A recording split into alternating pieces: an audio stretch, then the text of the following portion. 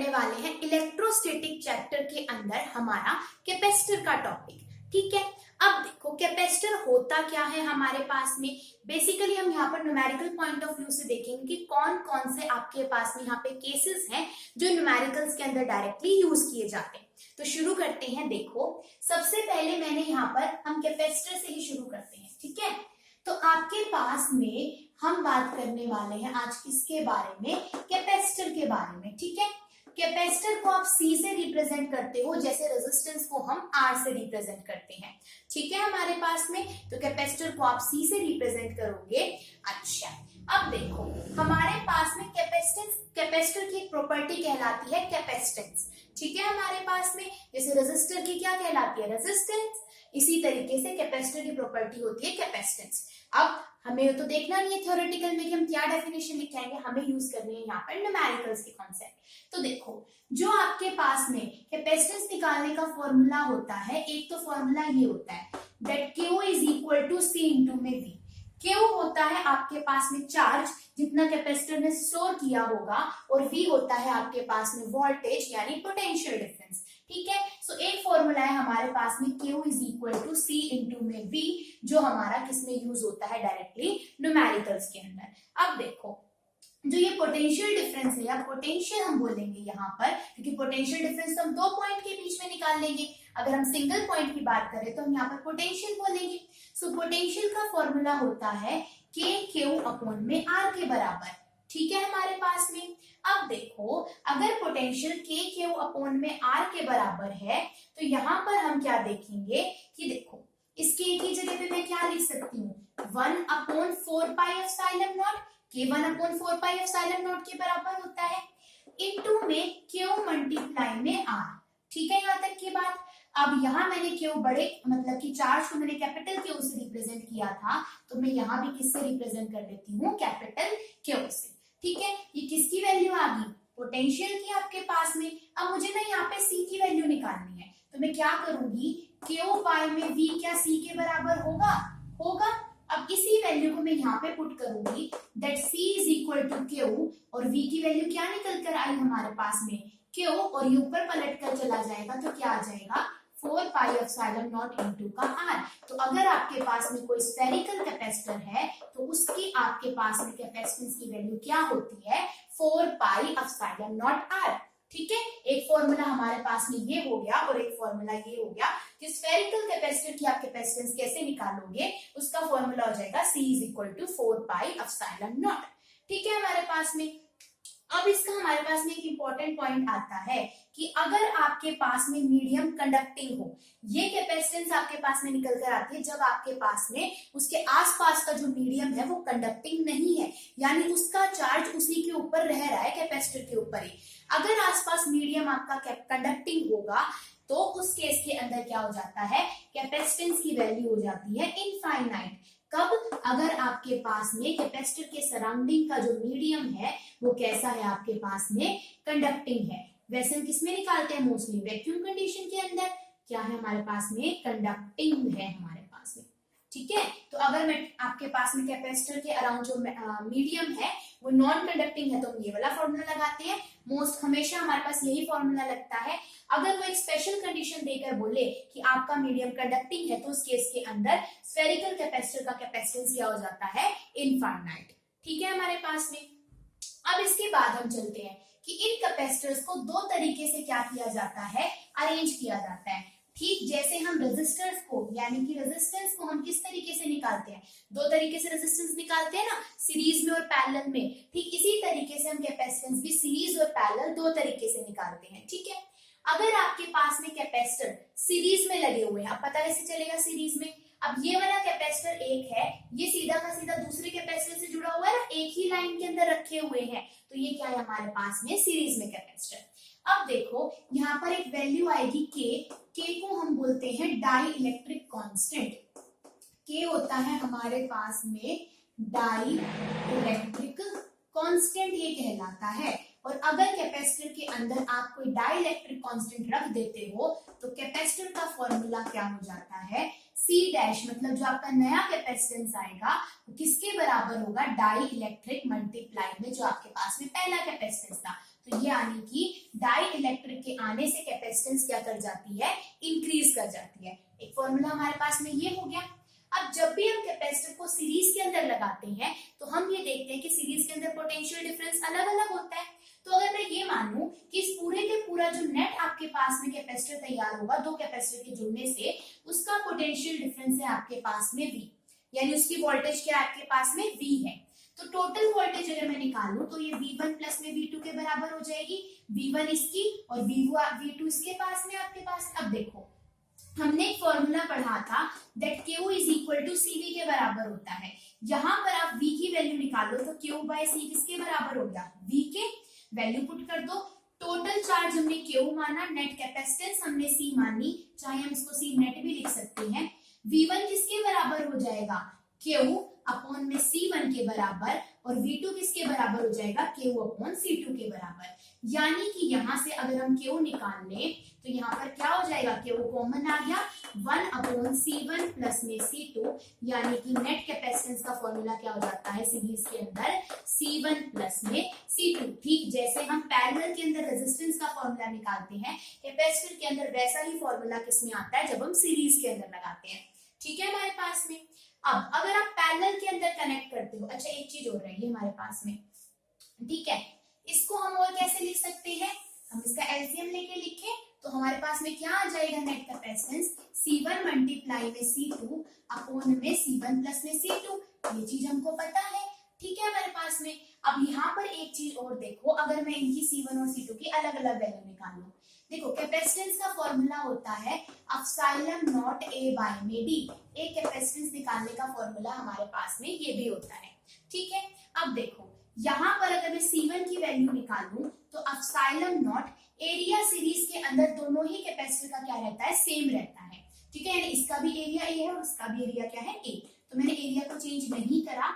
अब देखो ये फॉर्मूला था नॉर्मल, जब डाई इलेक्ट्रिक कांस्टेंट आ जाता है तो इस फॉर्मूले के साथ में K भी हो जाता है मल्टीप्लाई में, यानी जब मैं C1 की वैल्यू निकालूंगी तो फॉर्मूला क्या हो जाएगा, K1 epsilon not, area same रहेगा। लेकिन देखो यहाँ पर अगर ये दोनों हाफ हाफ पार्ट के अंदर रखे हुए हैं तो मैं बोल सकती हूँ ये D1 D/2 के बराबर है और D2 भी किसके बराबर है, D/2 के बराबर। सो D की वैल्यू क्या आ जाएगी, D/2, यानी कि ये क्या निकल जाएगी आपकी C1 की वैल्यू। ऐसे में C2 की निकालूंगी तो वो वैल्यू हो जाएगी K2 epsilon naught A upon में D/2। ठीक है हमारे पास में। तो इस तरीके से हम इसके क्वेश्चंस को सॉल्व कर सकते हैं वैल्यू पुट करके, अगर हमें नेट कैपेसिटेंस निकालनी हो तो। ठीक है, ये चीज समझ में आ गई कैसे हुई होगी। ये होगी 1 अपॉन C1, मैंने नीचे एलसीएम ले लिया, C1 मल्टीप्लाई में C2, और यहाँ ऊपर आपके पास में इस तरीके से हो गया होगा। जब मैं इसको रिवर्स करूंगी तो यानी नेट कैपेसिटेंस किसके बराबर आ जाएगी, इसके।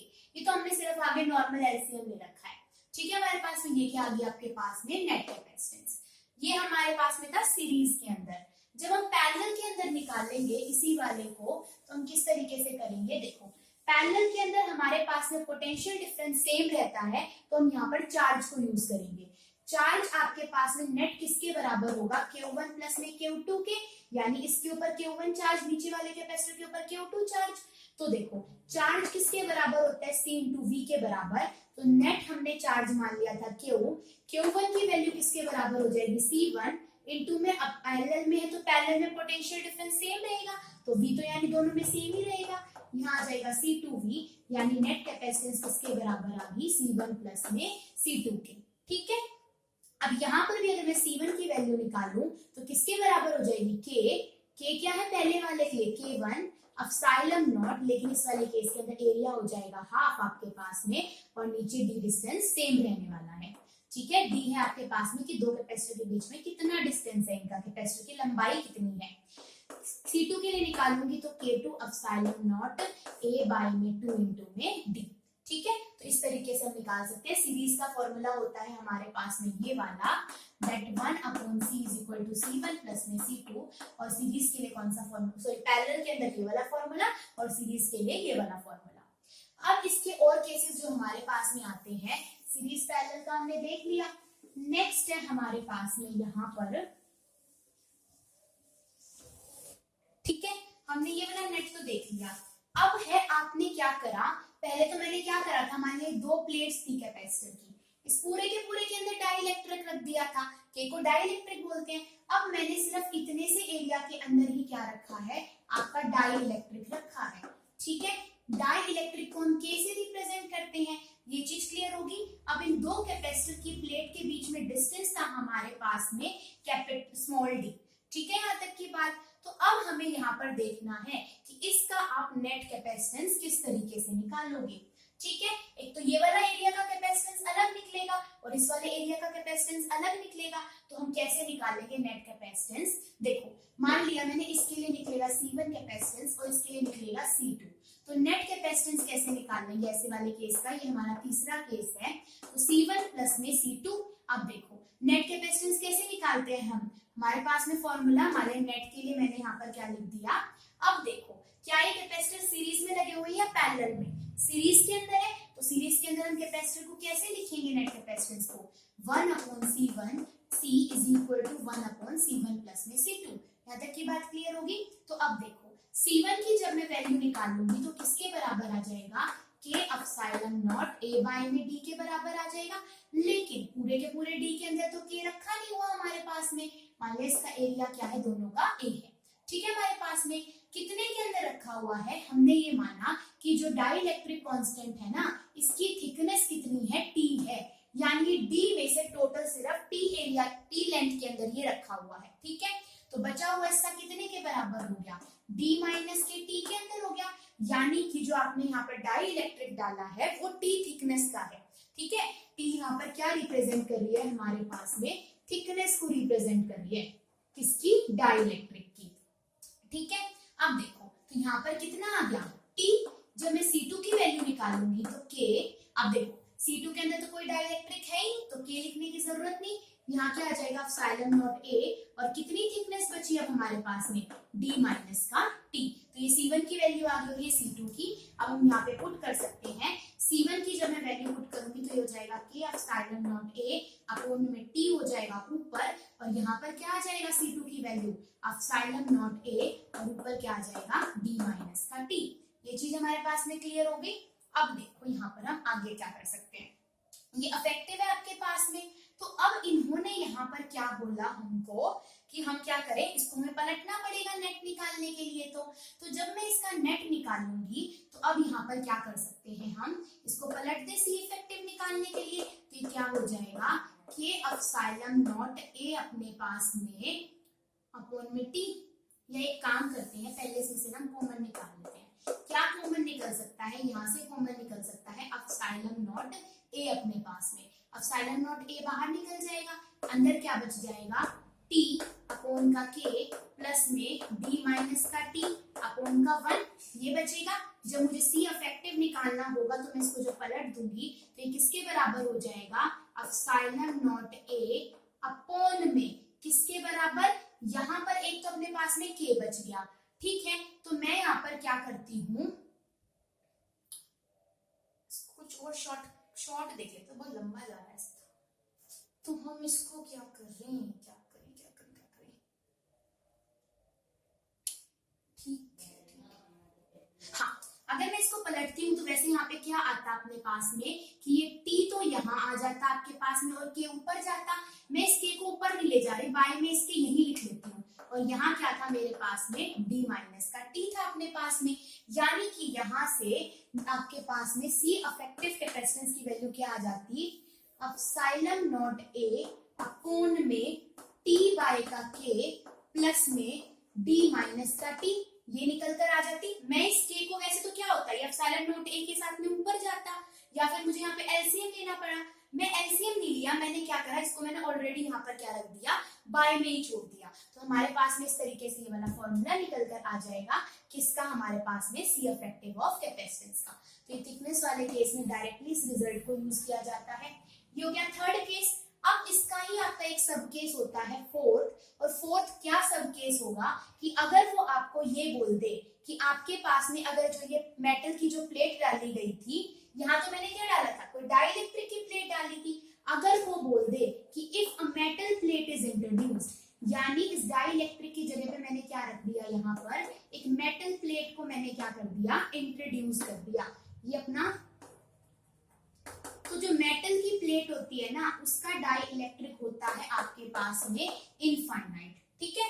अगर मेटल की प्लेट हमने लगा दी तो उसका डाइलेक्ट्रिक हो जाएगा इनफाइनाइट। अगर इनफाइनाइट हो जाए तो समथिंग अपॉन इनफाइनाइट हो जाता है जीरो, यानी कि आपके पास में सी इफेक्टिव किसके बराबर हो जाएगा, एप्सिलॉन नॉट ए अपॉन में डी माइनस टी के बराबर। सो एक रिजल्ट अपने पास में ये आ गया। क्यों? क्योंकि अगर मैं के की जगह पे यहाँ पे इनफाइनाइट रखूंगी तो समथिंग अपॉन इनफाइनाइट हो जाएगा जीरो, यानी ये वाला हिस्सा चला गया, तो नेट कैपेसिटेंस आपके पास में क्या बच गया, ये वाला। कौन से केस के अंदर, अगर हम मेटल की प्लेट को क्या कर देते हैं, इंट्रोड्यूस्ड, ठीक है हमारे पास में।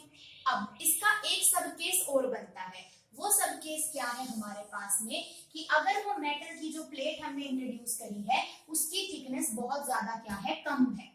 पांचवा केस अपने पास में क्या आ गया, जो मेटल की प्लेट हमने इंट्रोड्यूस करी थी जिसका डाइलेक्ट्रिक कांस्टेंट इनफाइनाइट था, उसकी थिकनेस क्या हो आपके पास में, बहुत ही ज्यादा क्या हो, कम हो। मतलब कैसी है आपके पास में, थिन है। अगर थिन है तो मैं डी में से अगर इस डी को माइनस करूंगी तो बहुत ही ज्यादा कम वैल्यू आएगी। मान लिया डी तो है आपके पास में, मान लिया 3 सेंटीमीटर के बराबर, और ये सिर्फ 0.01 के बराबर है, तो कोई ज्यादा फर्क नहीं पड़ेगा। तो ऐसे केस में अगर मेटल की प्लेट बहुत ज्यादा थिन हो तो हम टी को क्या कर देते हैं, एलिमिनेट, यानी सिर्फ डी बचेगा। अब देखो नेट कैपेसिटेंस का फॉर्मूला क्या हो जाएगा, एप्सिलॉन नॉट ए अपॉन में डी माइनस का टी था तो टी चला गया, तो ऐसे केस के अंदर कैपेसिटेंस का नेट फॉर्मूला क्या आ जाएगा, एप्सिलॉन नॉट ए बाय का डी।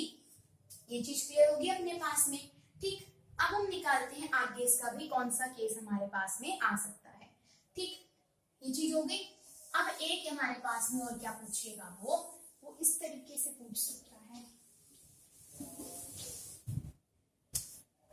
ठीक है। अब मान लिया कि ऐसे कुछ उन्होंने हमें कैपेसिटर की प्लेट दी है और इसके अंदर क्या किया गया है, एक कैपेसिटर ऐसे है और दो कैपेसिटर ऐसे दे रखे हैं, यानी कि इसकी डाइलेक्ट्रिक कांस्टेंट K1, इसका K2, इसका K3, ठीक है। फिर बोलता है कि इस ऊपर वाले का एरिया हाफ है, नीचे वाले का एरिया भी हाफ है, और इन दोनों के बीच में डिस्टेंस भी कितना है, d/2 और d/2 है। तो आपको क्या निकालना है, यहाँ पर आपको नेट कैपेसिटेंस निकाल के बताना है। देखो अब K2 और K3 तो हमको सीरीज के अंदर दिखाई दे रहे हैं, जबकि K1 और इन दोनों का जो नेट निकल कर आएगा हमारे पास में वो हमें पैरेलल के अंदर दिख रहा है कुछ। तो देखो सबसे पहले हम इनको सॉल्व कर लेंगे, दोनों के दोनों सीरीज में है, तो मैं यहाँ पर बोलूंगी, मान लिया इसको मैंने C2 कैपेसिटर मान लिया, इसको मैंने C3 कैपेसिटर मान लिया, इसको मैंने C1 मान लिया। तो हम यहाँ पे लिखेंगे कि हमारे पास में C2 एंड C3 तो किसके अंदर है, ये दोनों के दोनों सीरीज के अंदर है। इनका नेट कैपेसिटेंस सॉल्व करेंगे तो फॉर्मूला क्या आएगा, 1/C is equal to 1/C1 plus में C2। अब देखो यहाँ तो मेरे पास में किसका निकालना है, 2 और 3 कैपेसिटर का, तो हम यहाँ पे क्या पुट कर देंगे, ये तो जनरल फॉर्मूला था हमारे पास में निकालने का। अब हमें किसके लिए निकालना है, C2 और C3 के लिए, तो मैं यहाँ पे C2 पुट कर दूंगी और यहाँ पे C3।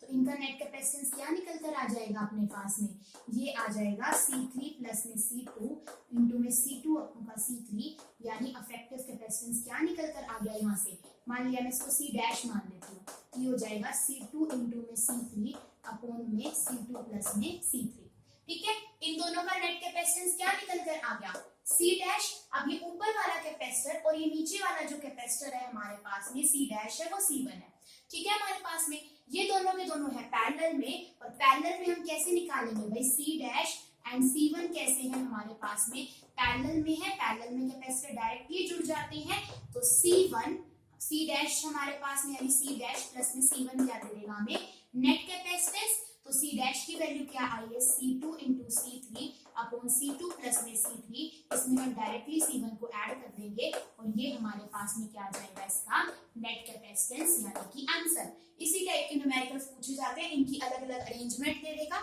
और बोलेगा कि इनका नेट कैपेसिटेंस निकाल के बताओ, ठीक है। तो ऐसे वाले क्वेश्चन हो जाएंगे।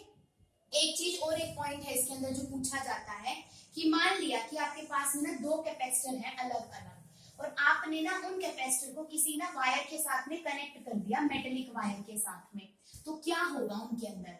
एक केस ये है कि दो कैपेसिटर की अलग अलग प्लेट्स थी, इनको किसी मेटल की वायर के साथ में हमने क्या कर दिया, कनेक्ट कर दिया। तो अब ये दो अलग अलग कैपेसिटर नहीं कहलाएंगे, ये अब क्या कहलाएंगे, एक सिंगल कैपेसिटर की तरह काम करेंगे। तो क्या ऑब्जर्वेशन निकल कर आएगी, अगर दो अलग अलग कैपेसिटर की प्लेट्स को, दो अलग अलग कैपेसिटर को आपने एक मेटल वायर के साथ में कनेक्ट कर दिया, तो उसका रिजल्ट क्या होगा कि अब वो एक सिंगल कैपेसिटर की तरह काम करेंगे और दूसरा उनके बीच में कोई भी पोटेंशियल की ग्रोथ नहीं होगी, यानी वोल्टेज ना तो बढ़ेगी ना घटेगी, कोई चेंज नहीं आएगा किसके अंदर, V के अंदर, and no change in V आपके पास में। वरना तुम पढ़ते हैं ना कि कैपेसिटर क्या करेगा, एक बार वोल्टेज बढ़ेगी एक बार घटेगी, तो ऐसा कुछ भी नहीं होगा अगर उनको हमने मेटल वायर से कनेक्ट कर दिया।